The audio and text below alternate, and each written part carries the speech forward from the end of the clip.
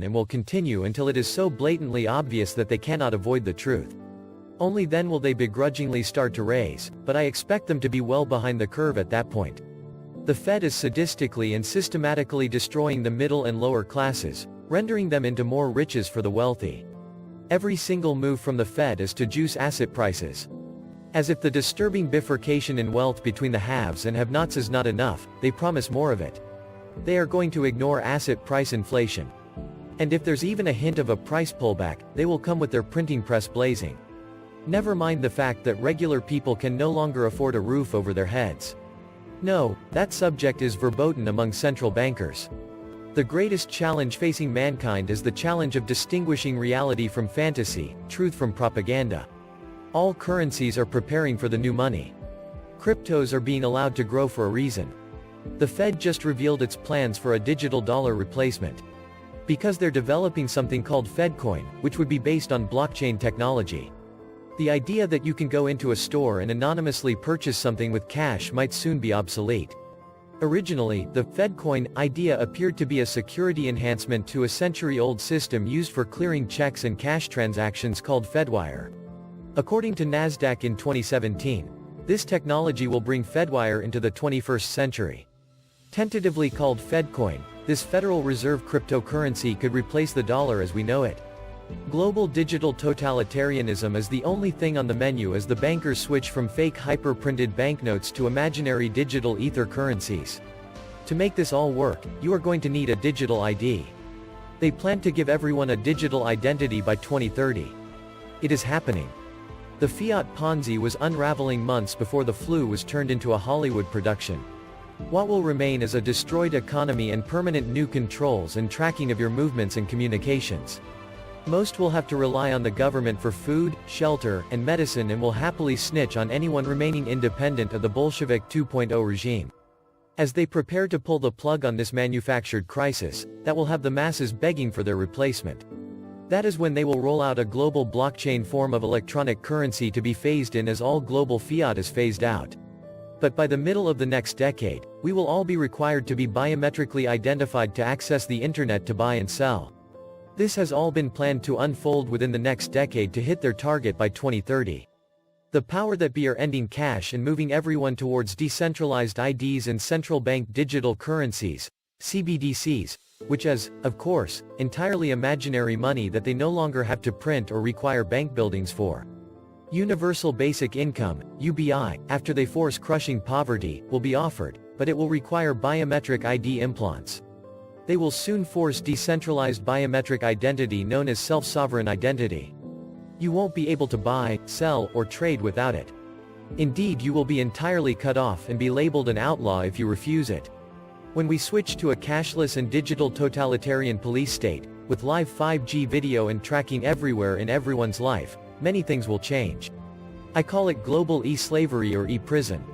You'll begin to understand digital totalitarianism more when all government corporate communications, services, and products are online only, because it will become very expensive for us, all while eliminating millions of jobs for them. A Federal Reserve-created digital coin could be one of the most dangerous steps ever taken by a government agency. It would put in the hands of the government the potential to create a digital currency with the ability to track all transactions in an economy, and prohibit transactions for any reason.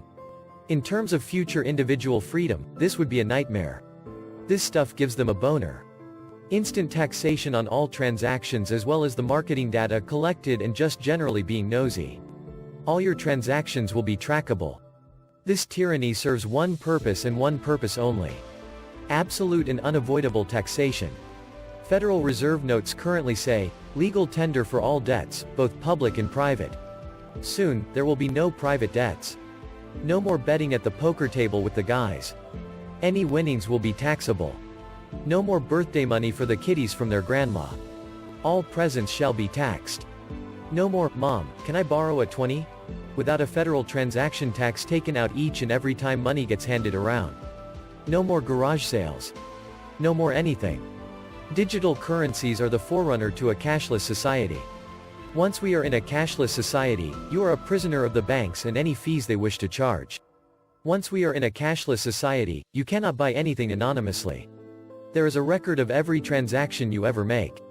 Once we are in a cashless society, the government can economically disappear you if they do not like what you say or do. Think that cannot happen? Well, it did to the drone pilot whistleblowers whose accounts and credit cards were frozen by the government. At least they could still operate using cash, but what would you do if there was no cash and your electronic digital accounts and credit cards were frozen? The mark has finally arrived. Digital dollar, digital wallet, digital identification. Welcome back to the Atlantis Report. You are here for your daily dose of the truth, the whole truth, and nothing but the truth. Please take a second to hit the like button, hit the subscribe button, and don't forget to also hit the notification bell. The money markets are up to $1.1 trillion. Doesn't this prove the market is a fraud? Money cannot be pouring into literally everything all at once. Gold is up. Market is up. Bitcoin is up. Money markets are up. Literally, nothing is down. How is that possible?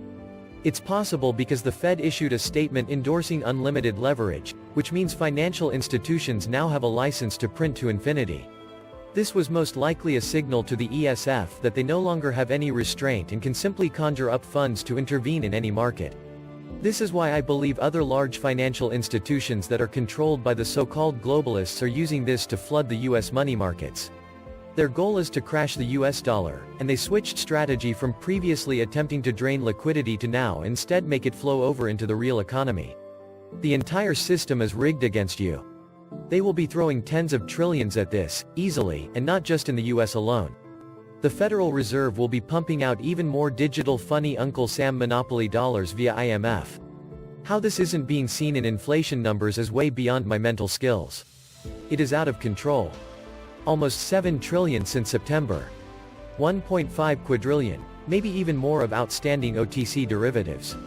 Let's see them print their way out of that one by the time Libra ends. Compared to the Great Recession, it seems the crowd set on crashing the US economy has switched strategy 180 degrees. Instead of trying to create a cardiac arrest of the US money markets, it is now set on overwhelming it so that hyperinflation sets in. Their goal is to usher in global currency and have large international bodies call the shots. What is their endgame for the US dollar once it's crashed? Currency resets usually have a devaluation and exchange old for new at certain ratios. I could see them resetting the US dollar and euro simultaneously once the US dollar-euro has parity. The whole purpose for low to zero interest rates is to ensnare as many people and countries ensnared in so much debt that gives the banking system leverage while at the same time destroying the value of the masses' fiat purchasing power. The whole range of tools comes down to one tool: flood the country with printing press fiat currency. As long as we are the reserve currency, this will carry us for a while, but once we lose reserve currency status, we will end up as a third world country. Here comes Venezuela. In the past few weeks, I thought maybe I was overly pessimistic. People really seem to believe things will go back to normal, but that doesn't seem like a possibility anymore. Malls will close. Restaurants will go out of business. National chains are using the crisis as an excuse to quietly file bankruptcy. Maybe it will take a while to adjust people's expectations. Notice how mainstream media is constantly parroting the new normal. This thing is a slow-motion train wreck. The train may only be moving at 5 miles per hour, but the weight and inertia behind it ensure it will not stop until massive damage is done. Government attempts at mitigating this thing have ensured the destruction in the months ahead. 70% of all jobs in the US are small businesses, and the $600 a week unemployment bonus has ensured a huge portion of the employees of those small businesses will not return to their jobs when those businesses reopen. This will bankrupt a lot of small businesses that would have otherwise survived. So now you have businesses already bankrupted by the pandemic, and you will add the ones bankrupted by government unemployment. When the government stops the $600 bonus, and people do need to return to work, the jobs will no longer be there. You gotta be crazy to invest in the market right now. Twinkies are a better investment. Twinkies will last longer than the dollar. The game has just begun. Think 1929 to 1933. Bots and algos buying? There is no market. It's all smoke and mirrors. There will be no economic rebound. There are no buyers for real stuff anymore. Nobody wants to buy a plane, a car, a house. Nothing, because the assets are still there, nothing is destroyed yet. The only thing that would help the world economy now is WW3. That would be 1939. so it'll take 6 to 9 years of misery from now to escalate. Wait and see. It will happen. And nothing can stop it. The virus is only an accelerator. It was meant to happen anyway. If I go shopping today and buy a jug of Jim Beam bourbon, a carton of Winston's, a tube of Preparation H, this month's Big Uns magazine, and a box of 30 to 30 cartridges, I could pay cash or use my Visa card. If I use cash, there's no transaction fee and no record of my purchases. If I use my Visa card, the Visa Corporation gets a nice transaction fee. They also get a record of my purchases linked to my social security number, which I had to provide them to obtain the card. That purchase information is of extreme interest to insurance companies, marketing companies, and the National Security Administration. My purchase history is probably worth as much or more to Visa Corporation than the transaction fee. If you buy booze, smokes, smut, ammo, gold, or anything else that's nobody's damn business, use cash. At this point, it's pretty much a certainty we will never again earn anything off a savings account. Coming to a galaxy near you. The following are excerpts from Implanted. Power and Money. The new currency was a result of a worldwide depression and the collapse of currencies from overprinting of fiat money, including the reserve currency, the US dollar. Governments had been bailing out themselves and large banks due to the misuse of capital for the past 100 years. The latest collapse allowed the various countries' central banks to merge with their respective governments and thus profit from the taxes collected. The use of paper money, bartering, bitcoins, gold, silver, platinum, etc., as currency or for the exchange was outlawed.